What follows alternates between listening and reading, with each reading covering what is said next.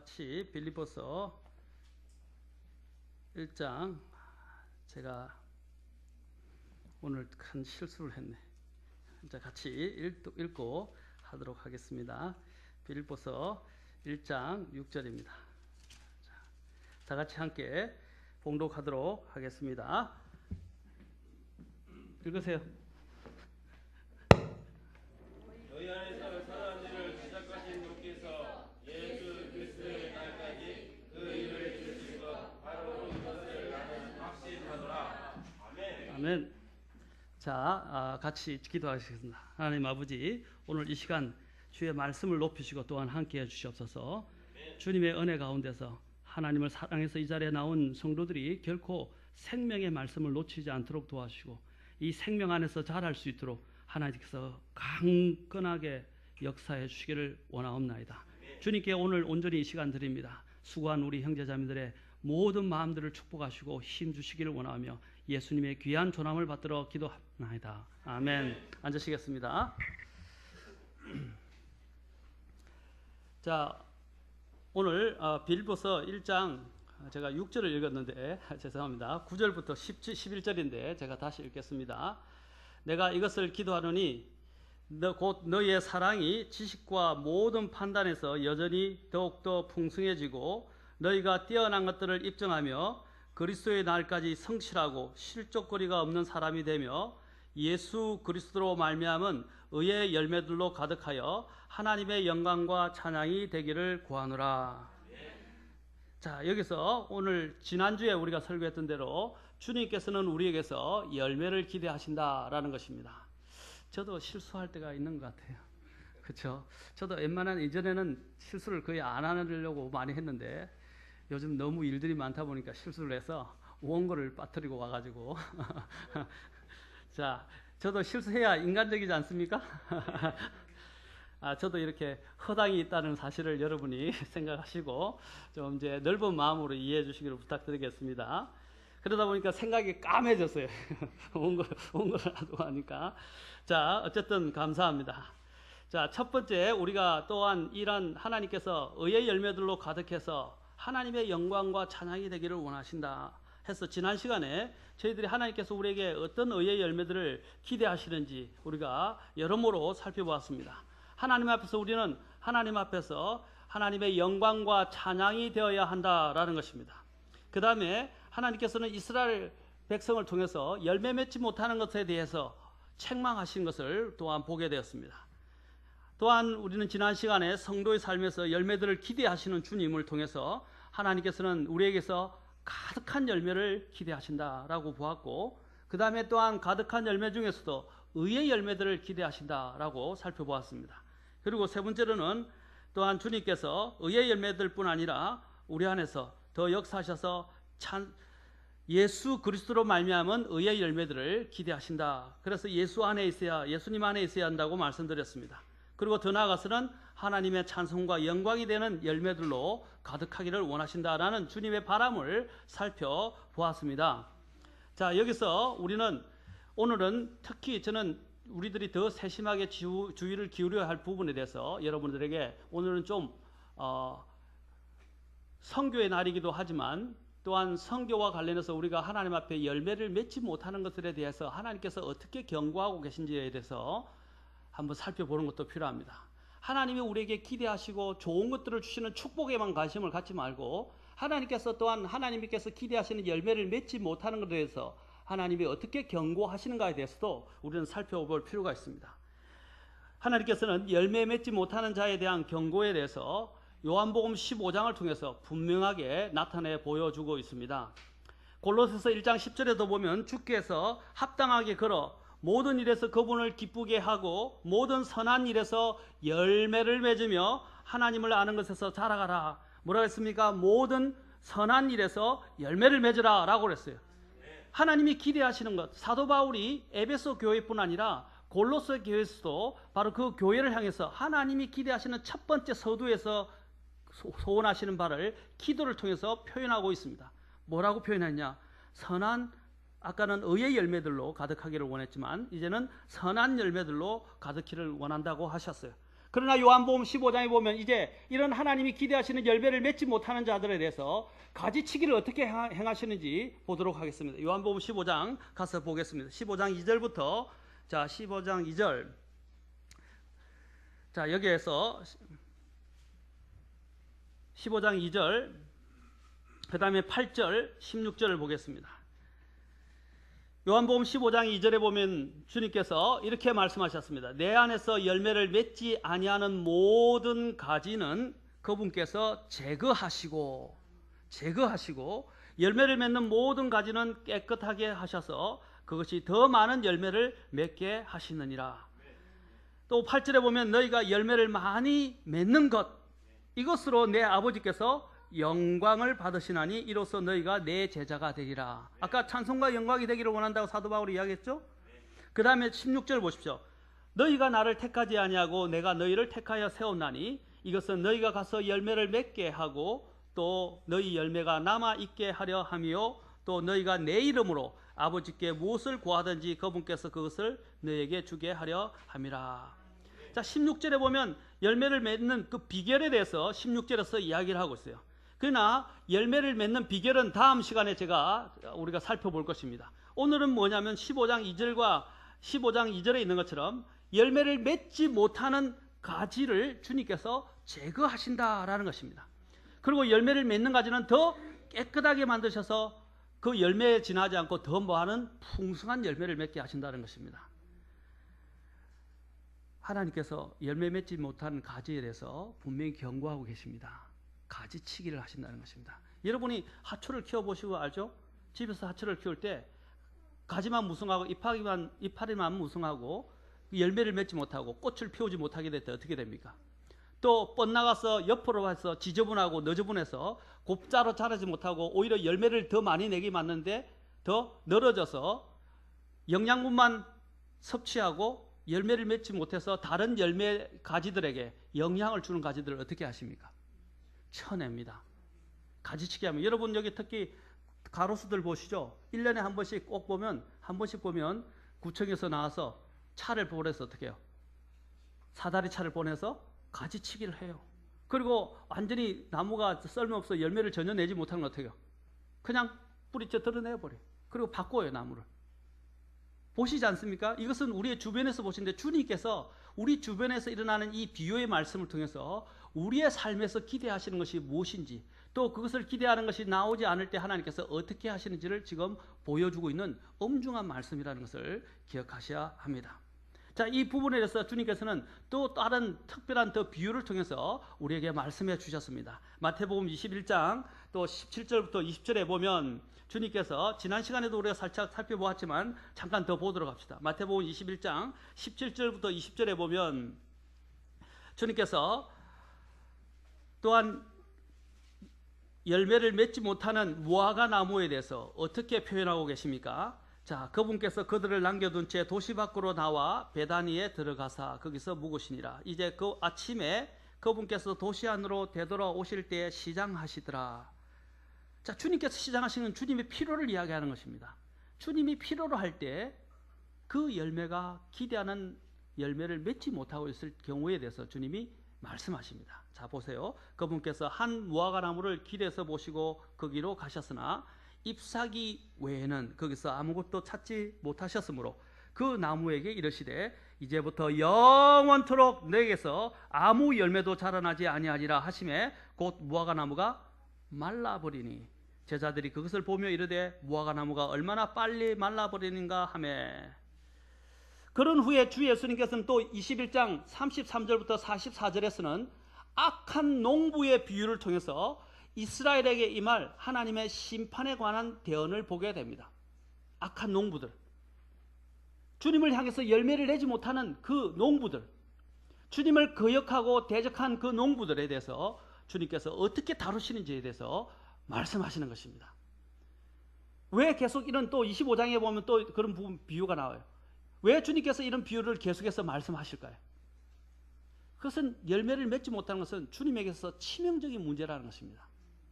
하나님의 모든 성도들이, 하나님의 모든 사람들이 하나님의 합당한 부르심의 택하심의 목적에 합당한 열매들을 맺기를 원하신다는 것을 기억하셔야 된다는 것입니다. 그래서 그 대언 중에서 이렇게 말씀을, 곧 아버지께서 21장 43절을 보십시오. 바로 21장에 있으니까 43절에서 중대한 말씀을 하십니다. 아버지께서 너희로부터 하나님의 왕국을 빼앗아서 왕국의 열매를 맺는 민족에게 주시리라 하셨어요. 어떻게 하신다고요? 이스라엘이 열매를 맺지 못하자 그 왕국을 빼앗아서 열매를 맺는 민족에게 주신다. 그것이 바로 교회입니다. 아멘. 오늘날 교회예요. 교회. 그 교회에게 주시는 거예요. 교회는 하나님이 택하신 특별한 민족이에요. 특별한 세대에 또한 하나님의 백성이라고 불려지는 것입니다. 그래서 하나님께서 한 백성을 부르셨는데 이 교회는 그 어떤 것과 바꿀 수 없고 주님의 신부라는 것입니다. 그 신부도 마찬가지로 주님 앞에서 더 정결하게 되고 또 주님 앞에서 주님이 기대하시는 아름다운 열매들을 맺기를 원하신다는 것입니다. 그렇죠. 우리가 결혼식 할 때 어떻게 합니까? 이제 결혼식에 섰을 때 신부가 드레스를 입고 오는 모습이 가장 아름다운 모습 아닙니까? 그렇죠. 그렇죠. 평생에 있어서 절정입니다. 그 신랑이 오는데 신부가 나올 것을 아무런 초조함이나 기대 없이 그냥 가만히 앉아 보십시오. 왔는데 신부가 나타났는데 몸빼바람으로 나타나요. 실망이 확 다가올 겁니다. 그렇죠? 그 실망감을 어떻게 할 수 없어요. 그러나 드레스를 아름답게 면사포를 쓰고 나타난 모습을 봤을 때 어떻게 해요? 가슴이 저렇게 아름다울 수 있을까? 평생에 저렇게 아름다운 여인을 본 적이 없다. 그런 마음을 가지게 될 거 아닙니까? 그렇죠? 그것처럼 하나님께서도 하나님의 신부이신 교회, 특히 성도들 안에서 이 아름다운 열매의 모습을, 아름다운 정결하게 된 모습을 기대하신다는 것입니다. 우리에게서 그 기대하신다는 것을 한다면 우리는 어떻게 되겠습니까? 주님 앞에서 열매를 낼 수 있도록 우리 자신을 단장하고 갖춰야 된다는 것입니다. 오늘 여기서 보십시오. 하나님께서는 바로 그 왕국의 열매를 맺는 민족에게 그 하나님의 왕국을 이스라엘에서 빼앗아서 그 민족에게 주시겠다고 하셨습니다.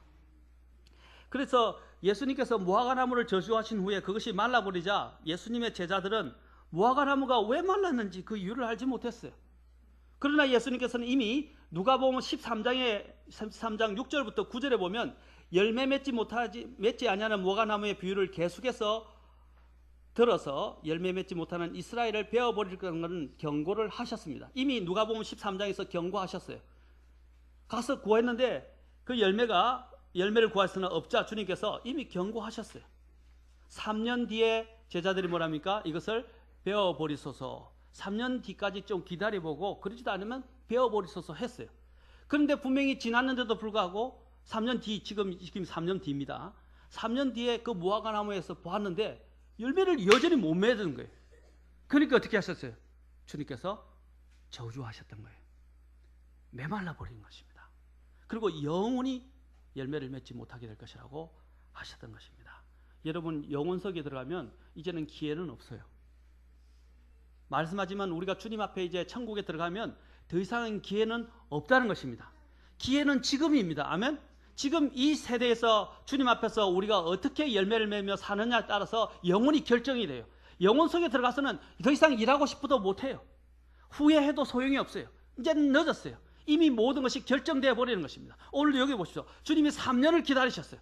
그런데도 분명히 3년을 기다렸는데 아무 열매가 없자 주님께서 저주하셨고 영원히 시들어 버렸습니다. 우리는 우리의 삶을 한번 지켜보셔야 돼요. 내 안에서 정말 주님이 기대하시는 열매를 맺고 주님께서 이 세상, 이 생애라는 삶을 우리에게 주셨어요. 이 삶 동안에 하나님이 기대하시는 열매를 맺지 못할 때 물론 구원을 받았기 때문에 천국은 갈 수 있게 되지만 천국에서 우리의 삶을 한번 보십시오. 이미 모든 것이 다 결정이 돼서 영원토록 이제는 자신은 어떻게 하냐, 부끄러운 구원 속에서 살아가게 될 것입니다. 여러분, 열매가 우리의 영혼에 있어서 상을 결정하게 되고 열매가 또한 우리로 하여금 하나님 앞에서 상속을 결정하게 될 것입니다. 지금 이 세대에서 어떻게 섬기느냐가 영원한 상속을 결정짓는다는 것입니다. 여러분, 졸면 절대로 하나님 안에서 열매를 맺을 수 없고 상속을 받기가 어려워요. 벌써부터 조심은 어떻게 합니까? 오전부터. 그렇죠? 이 당시에 이스라엘 백성들과 또한 제자들은 주님의 그 말씀의 뜻을 제대로 이해하지 못했습니다. 포도원을 소유한 주인의 간절한 바람이 무엇일까요? 포도를 많이 수확하는 것이 아닐까요? 하나님도 우리 또 무화과 나무를 경작하시는 주님의 바람이 무엇일까요?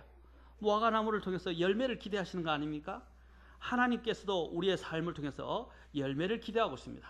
우리는 주님께서 기대하시는 의의 열매들을 내고 있습니까? 선한 열매들을 내고 있습니까? 또 주님께서 이스라엘의 경우에서처럼 주님께서 우리에게서도 동일한 실패의 모습을 보고 계시지는 않으시는 것입니까? 주 예수님께서는 요한복음 15장에 있는 이 참 포도나무와 가지의 비유를 통해서 그분 안에 거하는 자들, 곧 믿는 자들, 믿는 신자들 안에 열매 맺는 삶과 관련한 경고와 권면의 말씀을 강조하면서 말씀하셨습니다. 바로 주님 안에 있는 자들입니다. 곧 구원받은 그리스도인들 가운데서 열매를 맺지 못하는 가지와 열매를 맺는 가지가 있다는 것을 분명히 말씀하셨습니다. 두 부류를 구분짓는 중요한 요소는 무엇입니까? 바로 주님 안에 거하고 있는가 하는 것입니다. 예수님 안에 있는 것이라고 말하지 않았습니다. 거한다고 말씀하셨어요. 예수님 안에 있는 것은 기본입니다. 아멘. 여기 안에 계신 모든 분들은 예수님 안에 이미 예수님을 믿는 믿음을 통해서 이미 구원받았고 예수님 안에 있어요. 아멘. 그러나 그 안에 있는 것이 문제가 아니라 오늘 주님이 말씀하시는 그 안에 거하는 것에 대해서 말씀하십니다. 사는 거를 말입니다. 사는 것. 예수님 안에 있다는 사실에 만족하지 마십시오. 여러분 주님과의 관계 속에서 주님 안에서 거하고 계십니까? 주님 안에서 살고 있습니까? 한 지붕 안에도 마찬가지입니다. 가족들이 살고 있지만 한 지붕 안에는 살고 있어요. 그러나 서로 같이 대화도 없고 교류도 없어요. 각자 자기 방 속에서 자기 삶을 살아가요. 엄마 아빠도 따로 자고요. 아이들도 따로 살고 있고요. 대화도 없고. 그러면 어떻게 그 집이 썰렁하잖아요. 몸이 건조하잖아요. 행복이 없어요. 기쁨이 없어요. 그렇지 않습니까? 그런 가정이 혹시 있는지 모르겠어요. 그 얼마나 불행한 가정입니까? 그러나 가정에서 서로 모여서 대화하고 웃음이 가득하고 밥을 같이 먹고 대화를 나누고 하는 모습을 생각해 보십시오. 얼마나 풍성합니까? 보기에도 풍성합니다. 그게 거하는 겁니다. 아멘? 그게 사는 거라는 거예요. 집에 몸만 같이 있으면 뭐예요? 마음이 같이 없는데. 주님 안에서도 마찬가지입니다. 그리스도 안에서 생명을 얻은 것에만 만족하면 안 되고 주님 안에서 거해야 된다는 것입니다. 오늘 거하라고 말씀하십니다. 다시 말해서 그리스도와 끊임없는 교제 관계를 통해서 그분의 생명력을 힘입어 열매를 맺고 있는가 혹은 그렇지 아니한가 하는 것을 지금 말씀하고 계십니다. 그분 안에서 마땅한 열매를 맺지 못하는 가진 신자에 대해서는 그분께서 가지치기를 하신다고 말씀하십니다. 그리스도인들 가운데 열매를 맺지 못하는 사람, 곧 이 땅에서 영적 생명력을 잃어버린 자는 가지치기를 통해서 잘라내어 버리시는 반면 그분 안에서 계속 거하면서 열매를 맺고 있는 가지는 더 정결케 하셔서 더 좋은 열매를 많이 맺을 수 있도록 하신다는 것입니다. 그래야만이 열매를 맺는 가지들이 더 많은 열매를 맺을 수 있는 것입니다. 우리 신자들도 하나님께 대해 무슨 열매가 있는지 면밀하게 점검해서 혹 주님께서 기대하시는 열매를 내지 못함으로 인해서 가지치기를 당하지 말고 오히려 주님과의 친밀한 교제 속에서 그분의 생명을 힘입어 하나님께서 기대하시는 더 풍성한 열매를 맺도록 각성해야 할 것입니다. 마지막으로 우리가 열매를 맺지 못하면 또한 우리는 어떻게 됩니까? 주님께서는 열매를 맺지 못하는 자를 가지치기를 하는데 우리가 더 기억해야 할 사실은 무서운 심판이 있다는 것입니다. 여러분 그냥 가지치기만 생각하지 마십시오. 그냥 잘라내버린 것이 끝이 아닙니다. 무슨 심판에 대해서 하나님께서는 또한 경고하고 계십니다. 히브리서 시장에서는 하나님의 심판이 어디에서 시작된다고 그랬어요? 히브리서 기자는 하나님의 집에서부터 시작된다고 그랬어요. 우리는 심판에 이르지 않는다고 해서 사람들이 그냥 허허 나는 구원받았다라고 안주할지 모르지만 심판이 어디서 시작되냐? 하나님의 집에서 된다고 그랬어요. 이것은 지옥의 멸망에 대한 심판은 아니지만 그리스도의 엄중한 심판석에 대해서 이야기하는 것입니다. 그것은 두렵고 떨리는 구원이라고 말하고 있습니다. 사랑하는 성도 여러분, 각성해야 됩니다. 주님의 심판석에 서는 일은 두려운 일입니다. 물론 우리가 천국을 소유하고 영원한 생명을 얻는 것은 정말 감사한 일입니다. 그러나 그것에서 만족하면 안 된다는 것입니다. 주님께서 주님을 부르신 목적에 따라서 살았는지 안 살았는지에 대해서 주님은 반드시 계산하실 것입니다. 제가 좋아하는 조지 윌리엄 맥도날드라는 분이 계십니다. 물론 킹잭 성경을 사용하지만 아주 영적인 분이시고 대단하시고 많은 분들에게 영감을 주신 분입니다. 저도 그분의 책을 굉장히 좋아합니다. 그러나 그분의 책의 제목 중에 이 제목이 있습니다. 영혼을 계산하는 삶. 전도 출판사에서 나왔는데 여러분들이 한번 읽어보시면 좋겠어요. 여러분이 아마 그 책을 읽으면 막 마음에 막 가슴 깊은 곳까지 침투하면서 도전을 받게 되고 경고를 받게 될 것입니다. 그 책의 제목이 영혼을 계산하는 삶입니다. 이것이 신자의 삶을 달라지게 만듭니다. 영혼을 계수하라는 것입니다.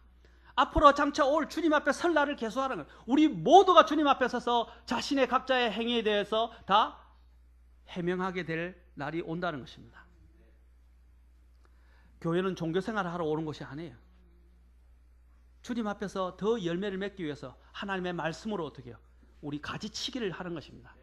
우리의 삶의 가지치기, 저는 성도의 가지치기는 나중에 이야기하고 우리의 삶의 개인의 가지치기를 하기 위해서 하나님의 말씀을 듣는 거예요. 이 자리에 오신 이유는 위로를 받기 위해서, 소망을 갖기 위해서도 물론 옵니다. 그러나 또한 여러분들의 삶 속에서 가지치지 못한 부분들을 가지칠 수 있도록 도와주는 것이 또 목자가 해야 할 일들입니다. 아멘. 그래서 하나님 앞에서 더 정결해져서 더 많은 풍성한 열매를 맺을 수 있도록 목회자가 도와줘야 되는 것입니다. 맨날 축복, 삼박자 축복, 사박자 구원 뭐 이런 것만 이야기하면 안 돼요. 죄에 대해서 경고해야 하고 주님 앞에서 의의 열매를 맺도록 또한 격려하고 권면하고 경고해야 한다는 것입니다.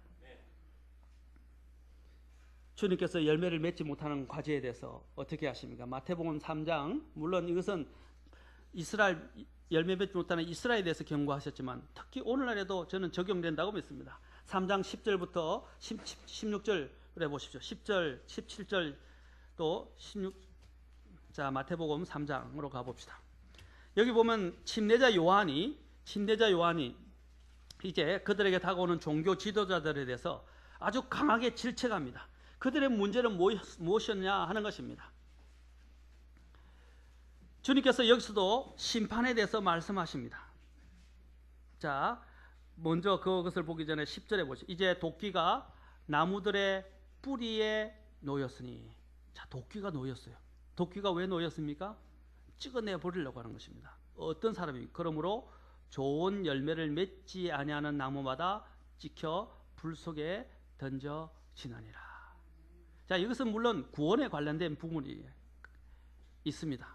그러나 여기서는 또한 우리가 오늘날 영적으로 신자들에게 적용한다면 구원만 관련된 게 아니라 아까 가지치기를 구원받은 사람들에게 주께서 말씀하신 것처럼 동일하게도 주께서 이러한 부분을 제거하신다고 말씀하고 계십니다. 나무마다 찍혀서 불 속에 던져버린다라는 것입니다. 더 나아가서 19절에 보십시오. 11절을 보십시오. 참으로 나는 회개에 이르도록 너에게 물로 침례를 주거니와 회개에 이르도록 물로 침례를 주거니와 내 뒤에 오시는 분은 나보다 능력이 더 있으심에 나는 그분의 신발을 나를 자격도 없노라. 그분께서는 너에게 성령님으로 침례를 주시고 또 불로 침례를 주시리니 곧 손에 키를 들고 자신의 타작마당을 철저히 정결케 하사 자신의 알곡은 모아 곳간에 들으시되 껍질은 끌 수 없는 불로 태우시리라. 자, 여기서 뭘 말씀하십니까? 두 가지 성령님으로 주는 침례와 불의 침례를 이야기합니다. 물론 이것은 구원받은 사람과 구원받지 못한 사람을 이야기합니다만은 여기서 주님께서 구분시킨다는 것입니다. 열매를 맺는 나무와 열매를 맺지 못하는 나무를 구분시키고 계십니다. 열매를 맺지 못하는 자들은 도끼로 찍어서 어떻게 해요? 내버려 불 사람이 된다는 거 말씀하십니다. 여기서 그것을 뭐라고 합니까? 불침례라고 이야기하는 거예요. 오늘날 여러분 오순절 교회들이 이야기하는 거 그것을 켜놓하지 마십시오. 예전에도 제가 옛날에 거기서 부흥회 이런 소위 부흥회라고 이야기하는 것에 많이 참석했어요. 제가 옛날에 다니던 제가 성결교회를 어릴 때 고등학교 때까지 대학 초기 때까지 다녔었는데 거기서 부흥회를 하는데 뭐 유명한 부흥 강사라는 이런 세속적인 강사들을 불러서 부흥하는데 불 받으라 하면서 불을 던지더라고요. 그럼 받는다고 신중하고 뒤로 넘어지고요. 막 불이 너무 뜨거우니까 이제 물 뿌린다고 물 뿌리고요. 막 많은 실제로 저는 그것을 보았어요. 쇼를 했어요. 불 받으라 그러는 거예요.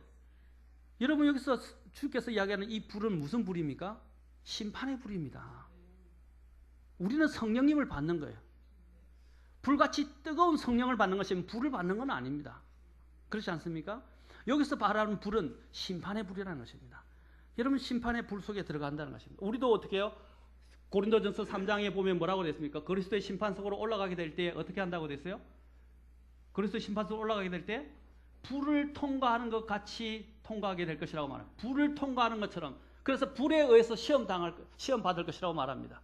그래서 불이 우리가 주님 앞에서 행하는 것을 어떻게 해요? 다 시험해 볼 것이고 다 모든 것들을 드러내게 될 것이라고 말합니다.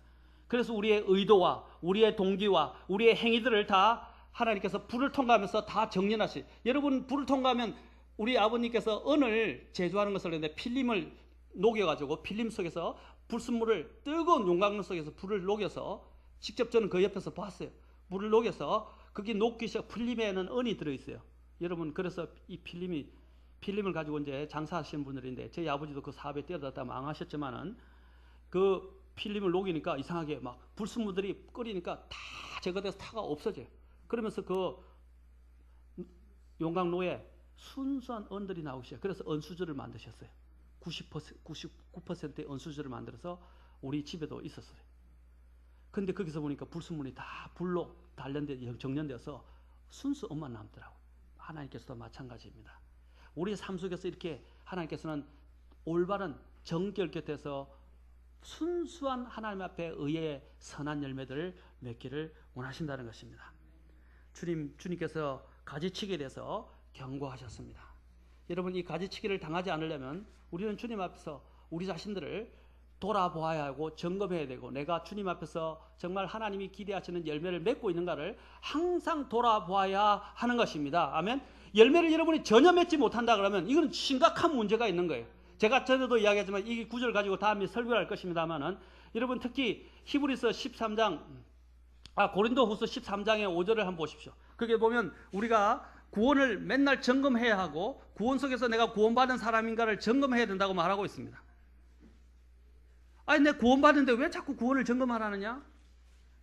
여기서 이야기하는 구원을 점검하라는 것은 내 열매들을 통해서 구원을 점검하라는 겁니다. 아멘? 열매들을 통해서 구원을 점검해요. 여러분, 구원받았다고 자기 스스로 안주하면서 만족하지 마십시오. 이것은 위험한 것입니다. 내가 옛날에 예수님을 영접했다는 그 사실에 만족하면 안 돼요. 왜냐하면 그것만이 나를 삶을 보장해 주는 게 아닙니다. 내가 주님을 영접했다면 하나님께서 나에게 새 생명을 주셨고 그 새 생명이 나에게 하라고 하면 싹을 내게 하고 열매를 내게 만든다는 것입니다. 근데 그런 삶의 열매가 없고 간증이 나타나지 않고 생명력의 역사가 나타나지 않는다면 그것은 죽은 것입니다. 주님께서 모르겠습니다. 한 알의 밀알의 열매가 어떻게 한 알의 씨가 떨어져서 죽지 아니하면 여기서 죽을 때 그걸 뭐라고 그랬어요? 열매를 맺을 수 없다고 그랬어요. 죽는 것이 문제가 아니라 죽어서 그것이 살아있다는 증거는 뭐냐면 열매를 맺는 것입니다. 13장 5절을 보십시오. 같이 읽겠습니다. 고린도후서 13장 5절 말씀입니다.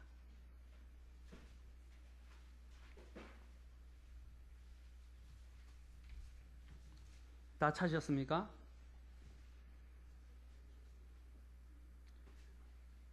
자, 같이 읽겠습니다. 시작. 너희가 믿음 안에 있는지 너희 자신을 살펴보고 너희 자신을 입증하라. 예수 그리스도께서 너희 안에 계시는 줄을 너희가 스스로 알지 못하느냐? 그렇지 않으면 너희는 버림받은 자니라. 아멘. 뭐라고 했어요? 예수 그리스도께서 너희 안에 계시는 것을 너희가 스스로 알지 못하느냐? 예수님이 계신 걸 나는 알아요, 확신합니다 하는데 여기서 뭘 이야기합니까? 믿음 안에 있는지 너희 자신을 살펴보고 뭐라고 했어요? 너희 자신을 prove. 증거가 있어야 돼. 증거가 있어야 된다는 건 증거가. 여기서 입증이라는 것은 증거를 제시하라 이 말입니다. 증거가 있습니까? 내 삶에 어떤 열매와 증거가 있어요. 이 증거가 없다면 그 삶은 정말 죽은 생명과 같다는 것입니다. 살아나지 못했다는 거예요. 부활하지 못했다는 것입니다. 이 말은 엄중한 경고입니다. 오늘날 제가 설교하면서 점점점 여러분들에게 좁은 길에서도 계속 강조할 것입니다. 구원받았다는 그 착각 속에 살지 마세요. 많은 성도들의 문제가 뭐냐면 착각 속에 살고 있어요. 그렇다면 주님께서 이런 경고도 안 하셨어요. 이 사람의 아들이 세상에 올 때에 세상에서 믿음을 찾아볼 수 있겠느냐. 구원받았다고 안주하고 있으면 안 된다는 것입니다. 많은 사람들이 그게 쏟고 있어요. 실제로는 구원 못 받은 사람들이 많다는 것입니다. 뭐라고 그랬어요? 입증하라. 증명해 보이라. 제가 왜 이렇게 여러분 강조하면서 어필하고 있는 것입니까? 오늘날 교회당에서 저는 여러분들을 협박하는 것이 아닙니다. 어렵게 만드는 것이 아니에요. 제가 해야 할 일들은 이 교회에 나오는 사람은 적어도 한 명도 빠지지 않고 구원을 확실하게 받고 하나님께서 기대하시는 열매를 내게 하기 위한 것입니다. 그렇게 살아야 돼요. 저도 이전에도 목회를 18년 동안 이전 다른 교회에서 했었지만 많은 다른 사람들이 왔었어요. 다른 교회 다닌다고, 심지어는 구원받았다고 왔었어요. 그러나 캠프를 통해서 회개에 대해서 설교하고 또한 경고에 대해서 하나님의 말씀에 대해서 설교하고 열매에 대해서 설교하기 시작할 때 전율을 일으키기 시작하면서 자신이 구원받지 못했다는 걸 깨닫게 되고 다시 주님을 영접해서 침례를 받았어요. 그런 사람들이 여러 명이 있었어요. 왜? 자신의 삶을 점검해 보니까 구원이 없는 거예요. 열매가 없었던 거예요. 머리로만 알았던 거예요. 마음으로 정말 주님을 깨닫지 못했던 것입니다. 그래서 주님을 다시 영접했어요. 여러분, 교회 다니고 예수님을 영접했다는 사실 중요한 게 아니에요. 제가 그저께도 우리 지체들과 함께 이야기했는데 지계표. 금요일 날 성경 보면서 이야기했어요. 지계표가 얼마나 중요한지 아십니까? 랜드마크예요. 제가 물론 신학교를 랜드마크 베프티스트 칼리지를 졸업했지만 랜드마크라는 말이 얼마나 중요한지 아십니까? 이 지계표는 뭐냐면 경계예요, 경계. 이 사람과 저 사람의 모든 뭡니까? 밭과 그렇죠? 그 안에 있는 농작, 그 경작지를 나누는 경계선입니다. 그리고 땅의 경계를, 땅의 소유를 경계에 나누는 거예요. 그래서 그 지계표는 절대로 하나님이 옮기지 말라 그랬어요. 왜 그런지 아십니까? 그 지계표가 그 사람의 모든 소유와 모든 것들을 결정짓는 것이기 때문입니다. 그 지계표를 보면서 아, 내가 여기서는 이것이 나의 경계구나 하는 것을 깨닫는 거예요. 이것이 영적으로 말하는 바가 뭔지 아십니까? 바로 나의 삶의 구원의 경계가 분명하게 있어야 되고 그 구원의 경계를 나타내는 것이 뭐냐면 삶의 열매라는 것입니다. 삶의 열매가 있으십니까? 삶의 열매가 있으십니까? 이제는 유치한 어린아이 신앙을 벗어버리고 주님께서 기대하시는 열매를 내도록 여러분 자라가실 수 있기를 바랍니다. 하나님은 물론 엄중하시지만 또한 긍휼이 풍성하십니다. 도움을 구하면 언제든지, 은혜의 도움을 구하면 언제든지 팔을 열고 받아주시고 힘을 주시는 분이십니다. 아멘. 우리 주님은 무적정으로 할 수 없는데 하라고 말씀하시는 분이에요. 율법은 할 수 없어요. 율법은 선한 것이었지만 율법을 가지고 할 수, 이스라엘은 율법을 가지고 자신들이 의롭게 되고 열매를 맺을 수 있다고 생각했어요. 그러나 그들은 육신의 열매밖에 맺지 못했어요. 왜 위선의 열매는 맺은지 모르지만 마음의 열매는 맺지 못했어요. 그러나 은혜는 예수 그리스도 안에서 열매를 내게 만듭니다. 아멘. 우리는 율법 아래 있지 않고 은혜 아래 있어요. 율법이 할 수 없는 것을 이 은혜가 하는 것입니다. 우리는 이 하나님의 강력한 은혜를 힘입었어요. 하나님의 사랑을 힘입었어요. 그러면 우리는 달라질 수 있어요. 그러면 어떻게 해야 의의 열매들을 맺을 수 있는가? 제가 몇 가지를 들어서 말씀드리겠습니다. 첫째는 오늘 이 첫째만까지 하겠습니다. 여러분이 주 하나님을 사랑하는가 하는 것입니다. 물어보십시오. 나는 정말 주 하나님을 사랑하는가? 주 하나님을 사랑하십니까? 정말 사랑하십니까? 물어보십시오. 내 마음에는 온갖 이심과 수많은 정욕과 내 감정과 어린아이 같은 이런 못된 심포들과 이런 것들로 가득 차 있지 않습니까? 나는 정말 주님을 사랑하는가 하는 것입니다. 고린도후서 13장에서 사도 바울이 사랑장을 이야기했고 고린도전서 16장에서 그리고 고린도후서 15장도 3장도 마찬가지예요. 16장에서 사도 바울이 뭘 가지고 이야기합니까? 예수님을 사랑하지 않는 자는 어떻게 한다고요? 예수님의 오심을 사랑하지 않는 자는 예수님이 오실 때 저주를 받을 것이다 라고 이야기합니다. 왜 사도 바울이 이런 말을 했을까요? 육신적인 고린도 성도들에게 말했습니다. 자, 다시 한번 봅시다. 고린도전서 16장.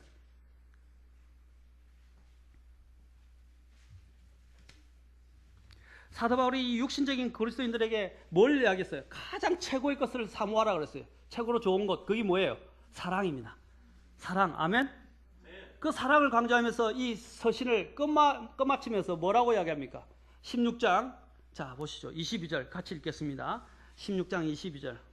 시작. 어떤 사람이 주 예수 그리스도를 사랑하지 아니하면 그는 주께서 임하심으로 저주를 받을지어다. 마지막에 편지를 마무리하면서 이야기합니다. 주 예수를 사랑하지 않는 자는 뭐라고, 뭘 받는다고요? 저주를 받을 것이다. 엄중한 말입니다. 제가 다시 한번 묻겠습니다. 여러분은 예수님의 사랑을 알고 믿었습니까? 예수님이 나를 향한 사랑을 알고 믿었습니까? 그 사랑을 알고 정말 예수님을 사랑하십니까? 사랑하십니까? 네. 사랑한다고 말할 수 있습니까? 마음을 다해 사랑한다고 말할 수 있습니까? 여러분, 모든 것들의 열매의 시작은 사랑에서 시작됩니다.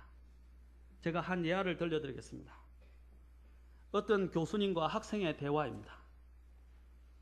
잘 들어보십시오. 학생이 이렇게 했습니다. 교수님, 신학교 교수님입니다. 살인하지 말라는 명령을 알고 계십니까? 교수, 그럼 잘 알고 있지. 학생이 또 묻습니다. 그렇다면 교수님은 교수님의 아내를 죽이지 않기 위해서 하루에 몇 번이나 결심하십니까?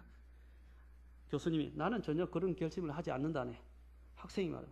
그러면 아내의 물건을 도둑질하지 말라는 명령을 지키기 위해서 얼마나 열심히 노력하십니까? 교수님이 또 말씀하십니다. 전혀 노력하고 있지 않다네. 학생이 또 묻습니다. 나는 진실한 그리스도인이 되기 위해서 날마다 있는 힘을 다하여 노력한다고 말하는 사람들을 많이 만났습니다. 그러나 그들은 진지하게 맹세하고 결심하고 노력하지만 한결같이 결국에 가서는 죄를 범하게 된다고 고백했습니다. 그런데 교수님께서는 교수님의 아내에 대한 명령들을 지키기 위해서 전혀 노력도 하지 않을 뿐 아니라 전혀 어렵지도 않다고 대답하셨는데 무엇이 그러한 차이를 만들어냈습니까? 잘 들어보세요. 교수님이 이렇게 말했습니다. 나는 내 아내를 진심으로 사랑한다네. 아내를 사랑하기 때문에 아내를 미워하거나 죽이고 싶은 마음이나 또 아내에 대해서 다른 사람의 물건을 훔칠 마음이나 그런 것이 없다는 것이에요. 왜? 하나님의 율법이 어디 안에 다 들어있다고 하셨어요? 사랑, 하나님을 사랑하고 내 이웃을 내 몸처럼 사랑하는 것, 이 안에 모든 율법이 들어있다고 그랬어요. 십계명이 그 안에서 다 이루어져요. 뭐냐? 하나님을 사랑하면 하나님의 명령은 어려운 게 아니에요. 아멘? 우리가 다른 이웃을 사랑하면 이웃들을 향한 탐욕, 그들을 또 미워하는 것, 거짓 증거하는 것, 다른 사람의 물건을 또한 탐심을 부리는 이 모든 것이 어떻게 해요? 사랑하니까 다 사라지게 돼 있어요. 아멘? 사랑을 하게 되면 모든 율법은 어려운 것이 되지 않아요. 그래서 주님이 말씀하셨어요. 내 명령은 무거운 것이 아니로다. 다시 한번 묻겠습니다. 여러분, 주님을 사랑하십니까? 정말 사랑하십니까? 사랑하면 달라집니다. 이것은 오늘 여기 있는 이 예화는 그리스도인의 신앙과 양심에서 그 중심에 있는 것을 나타내는 질문이라고 할 수 있습니다. 부모님의 은혜와 희생을 아는 자녀라면 그 마음 중심에 깊은 감사가 있을 것이고 그런 자녀는 부모의 말씀을 따르는 것이 매우 자연스러운 일일 것입니다. 이처럼 하나님의 말씀과 명령을 하나씩 순종하기로 하게 되는 것은 그 시작과 과정이 모두 자연스럽게 이루어지는 것입니다. 주님께서 말씀하신 너희가 내 안에 있으면 저절로 열매를 맺는다 그러셨어요. 그렇죠? 포도나무의 가지가 붙어 있기만 하면 저절로 열매를 맺는다 하셨어요. 우리가 주님의 사랑 안에 거하면 어떻게 해요? 저절로 열매를 맺는 것입니다. 그래서 주님께서 내 사랑 안에 거하라 하셨어요. 아멘? 내 사랑 안에. 우리가 주님 안에 사랑 안에 거하면 그 십자가의 그 사랑이 내 마음을 녹이고 나라 이건 힘을 주고 나라 이건 주님을 섬길 수밖에 없게 만드는 것입니다.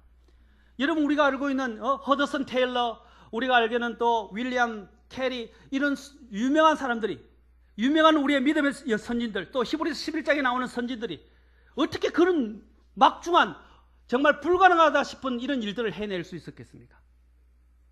수많은 어려움 속에서도 말입니다. 목숨을 내놓고서도 말입니다. 주님을 사랑했기 때문입니다.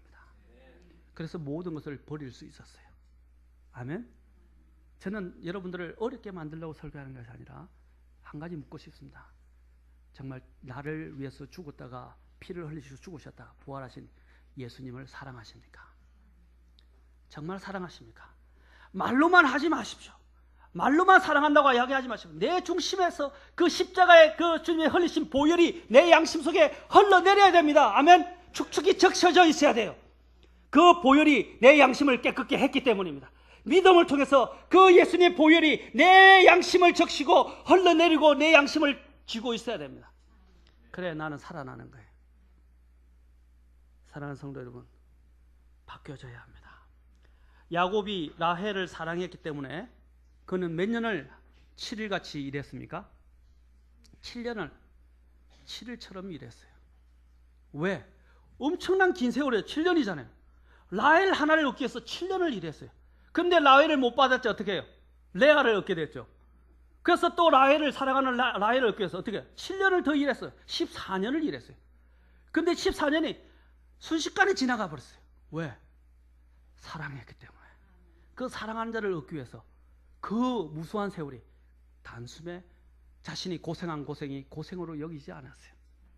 사랑에 눈물했기 때문에. 아멘? 여러분도 사랑하는 아내를 얻기 위해서 눈물이지 않았어요? 저도 요즘 반성을 좀 합니다.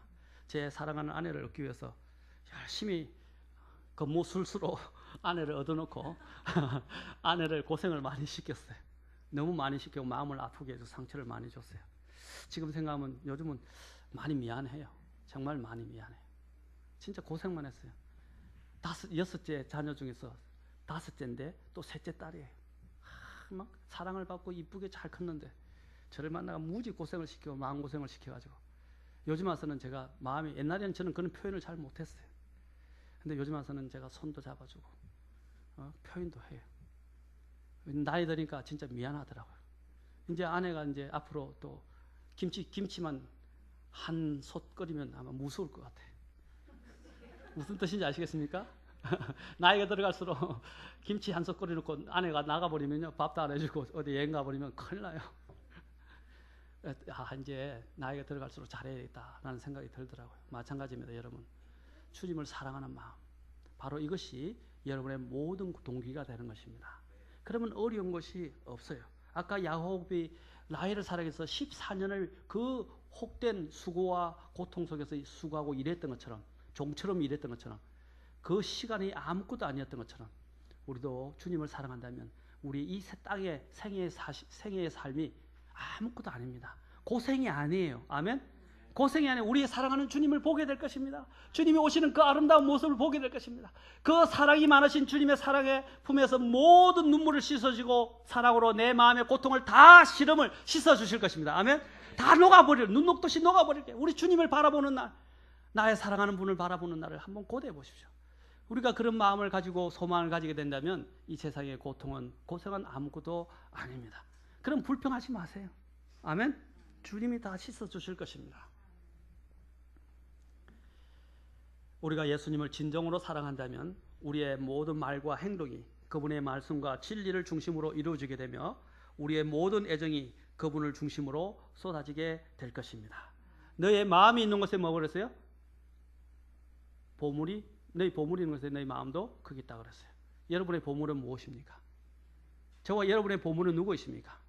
고린도전서 후서에서 사도 바울은 그 4장에서 우리 안에 보배를 가졌다. 우리 질그릇 안에 보배를 가졌다 했는데 예수 그리스도를 말합니다. 아멘.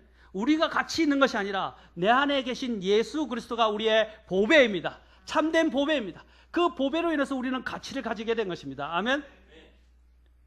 그래서 우리가 그분 중심으로 마음을 갖게 되고 그분 중심으로 살게 되면 그분께서 좋아하는 것이 무엇인지 최고의 관심을 기울이게 되고 그분께서 기뻐하시지 않는 일은 절대로 하지 않겠다고 결심을 하는 것이 자연스럽지 않겠습니까? 아멘. 나도 우리 사람이 저하고 이제 결혼하려고 이제 준비하고 있을 때 제가 이제 필요한 거 있으면 김치도 갖다 주고요. 그 다음에 제가 자취를 했거든요. 또 빨래도 갖고 가서 해주고요. 했어요. 그리고 여러 가지 필요한 것도 갖다 주고 엄마 몰래 갖다 주기도 하고 그렇게 하면서 왜냐하면 사랑하니까 필요를 채워주는 저의 필요가 무엇인지 저의 관심이 무엇인지 이제 마음을 굳혔기 때문에 이미 반대를 무릅쓰고도 결혼을 하고 또 반대를 무릅쓰고도 결혼은 잘했죠. 저 때문에 진리를 알고 이렇게 침례 성도가 되었으니까. 안 그랬으면 침례 성도 안 됐을 거예요. 그렇죠 여보? 진짜 제 자아자찬을 하네요. 어쨌든 저를 사랑하니까 모든 것들을 이렇게 잘해서 갖추어줬어요. 관심이 무엇인지, 좋은 것이 무엇인지, 마찬가지입니다. 우리가 주님을 사랑하면 그 주님이 주님이 좋아하시는 것이 무엇인지, 주님이 무엇을 기뻐하시는지, 주님이 무엇을 기뻐하시지 않는지 그걸 알고 우리는 헤아리게 되고 그것을 찾아 추구하게 된다는 것입니다. 이것이 진정한 주님을 섬기는 사람입니다. 그리고 주님이 섬기는 사람이 이러한 사랑 가운데 있게 되면 열매를 맺게 돼 있어요. 자연히 열매를 맺겠어요. 그렇죠? 다시 한번 묻겠습니다. 주님을 사랑하십니까? 정말로요? 정말 말할 수 있습니까? 그러면 이 세상을 주님을 섬기는 게 어려운 게, 예배 시간에 오는 것이 어려운 게 아니에요. 오후 예배 참석하는 거 어려운 거 아니에요. 수요일 날 예배 참석하는 거 어려운 게 아니에요. 내 생각과 내 정욕 속에 가득 차 있기 때문에 그게 어려운 게 되는 거예요. 우리 딸들이나 아이들 교육해보면 저도 마찬가지입니다. 하나에 꽂히면 다른 걸 생각을 못해요. 그냥 그것만이 머리를 사로잡아요. 많은 사람들이 그렇다고 생각해요. 특히 우울증이나 이 생각에 조울증이 빠진 사람들의 문제가 뭡니까? 한 생각에 빠지면 그것을 헤어나지를 못하는 거예요. 그 생각 때문에 아무 일도 못하는 거예요. 우리의 정욕과 죄도 마찬가지입니다. 우리의 생각을 사로잡기 시작하면, 생각을 사로잡으면 그게만 빠져 살게 돼서 하나님을 생각하지 못해요. 내가 하고 싶은 것에 빠져 살아서 하나님이 무엇을 기대하는가 생각을 잊어버려요. 우리 속에 주님이 나를 위해서 어떤 희생을 치르셨는지, 주님이 나를 통해서 하시기 원하시는 것이 무엇인지를 우리는 살펴보아야 됩니다. 그러면 다른 생각, 죄된 생각, 부정적인 생각, 나쁜 생각에서 벗어날 수 있어요. 아멘? 그래서 생각을 바꾸라 그랬잖아요. 제가 부인부 성경 공부할 때도 말씀드렸고 또 개인적으로 몇 분들에게도 말씀드렸어요. 빌립보서 4장 6, 7절만 읽지 말고 4장 8절부터 10절까지 읽으라는 것입니다. 4장 8절에서 생각을 바꾸라고 말하고 있어요. 부정적이고 나쁜 생각을 하지 말고 하나님 앞에서 아름다운 것들, 덕이 되는 것들, 칭찬이 되는 것들, 사랑스러운 것들, 이런 것들을 생각하라는 것입니다. 여러분의 생각 속에 빠져 살지 마세요. 우리가 그래요. 자매들도 제가 이야기해요. 제가 왜 윈도우 쇼핑 하지 말라 그러면 특히 자매들은 약해요. 형제들도 약해요. 저도 항상 집사람하고 이렇게 쇼핑을 가면 전자제품 있는 데 가요. 그래서 노트북, 그 다음에 다른 전자제품들, 모니터, 또 신종 이렇게 새로 나온 여러 가지 기기들, 아이폰, 아이패드 이런 것들 봐요. 왜냐면 관심이 있으니까. 근데 뭐 사지는 안 해요. 저는 구경만 하고 살 때는 어디서 사냐? 인터넷에서 싸게 견적 비교해서 사요. 아니면 중고로 1년 안 된 걸 사든지 그렇게 사요. 그런데 항상 여자들은 또 어디 관심이면 액세서리, 옷, 그렇죠? 또 이런 여러 가지 부분들에 관심이 많아요. 가구. 그래서 자매들이 또한 홈쇼핑이나 아니면 또 홈쇼핑을 본다든지 또 윈도우 쇼핑을 하게 될 때 어떻게 합니까? 하나 꽂히면요. 그것만 생각하는 거예요. 그래서 집에 와서도 그게 사로잡혀 있는 거예요. 살까 말까 살까 말까. 그러다 어느 순간이 되면 내가 돈을 지불하고 있는 내 모습을 보게 됩니다. 왜? 그 생각 속에 꽂혀가지고 그 생각에서 사로잡혔거든요. 마찬가지입니다. 여러분들이 전체적인 집안 살림을 생각하고 또 자녀들을 생각하고 남편의 수고하는 것을 생각한다면 돈을 그렇게 함부로 쓰지 않을 거예요. 필요가 없는 것에 돈을 지불하지 않을 거예요. 화사하고 사치스러운 것에 돈을 지불하지 않을 것입니다. 그렇죠? 그런데 이 생각에 그게 사로잡힌 사람은 남편이 어떻게 고생해서 돈을 버는지, 자녀들이 용돈이 없어서 얼마나 굶주리는지 이런 것들은 생각하지 말고 그냥 질러버리는 거예요. 왜? 그 생각에 사로잡혔기 때문에.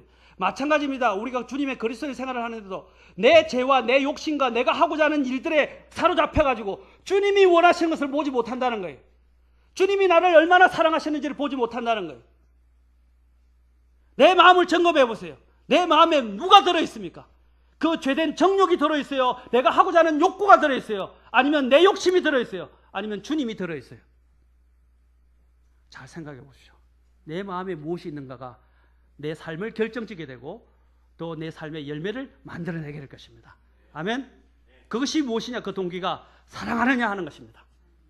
주님을 사랑하십니까? 아까 교수님의 예를 보십시오. 아내를 사랑하기 때문에 그런 마음을 가질 필요가 없어요. 사랑하기 때문에. 마찬가지로 내가 주님을 사랑한다면 다른 모든 건 다 필요 없어요. 사랑하면 힘이 생깁니다.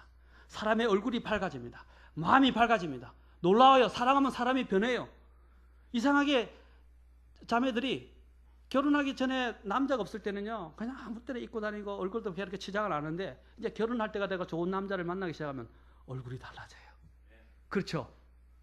막 이뻐지기 시작해요. 얼굴이 화색이 확 만발해져요. 죄송합니다. 결혼하지 못한 노처녀와 그다음에 결혼한 처녀들 한번 비교해 보세요. 결혼을 앞두고 있는 얼굴의 빛이 달라요. 왜? 그 결혼에 대한 그 사랑이 그 사람의 마음을 녹였기 때문입니다. 그 얼굴이 밝아지는 거예요. 우리도 주님을 사랑하면 우리 얼굴 속에 나타납니다. 아멘. 주님을 사랑하는 얼굴들이 맞습니까? 여러분의 얼굴들에 주님의 얼굴이 반영이 됩니까? 그것은 주님을 사랑하는 거에 따라서 달라집니다. 아멘. 어떤 분은 천사같이 느껴지는 분이 있고 어떤 분은 가기가 싫어요. 험한 상을 다 세상의 모든 십자가를 다 자기가 지고 있는 것 같아요. 가기가 싫어요. 부담스러워요. 그러나 항상 저렇게 하영이처럼 웃고 있으면 어떻게? 예? 우리 또 혜원이처럼 웃고 있으면 가고 싶어요. 그렇잖아요? 가고 싶어요. 그런 사람이 되어야 합니다. 주님의 열매를 내는 사람은 그러한 모습이 주님 안에서 주님을 믿는 믿음 때문에 나타나기 시작합니다. 사랑하는 성도 여러분, 제가 더 말씀을 말씀드리지 않겠습니다. 여러분이 주님을 사랑하는가가 여러분의 열매를, 삶을 결정짓고 열매를 결정짓습니다. 다시 한번 묻겠습니다. 마지막. 정말 주님을 사랑하십니까? 정말 주님을 사랑하십니까? 그러면 고린도전서 16장 읽고 마치도록 하겠습니다. 16장 다시 22절. 자, 읽겠습니다. 시작. 어떤 사람이 주 예수 그리스도를 사랑하지 아니하면 그는 주께서 임하심으로 저주를 받을지어다. 아멘.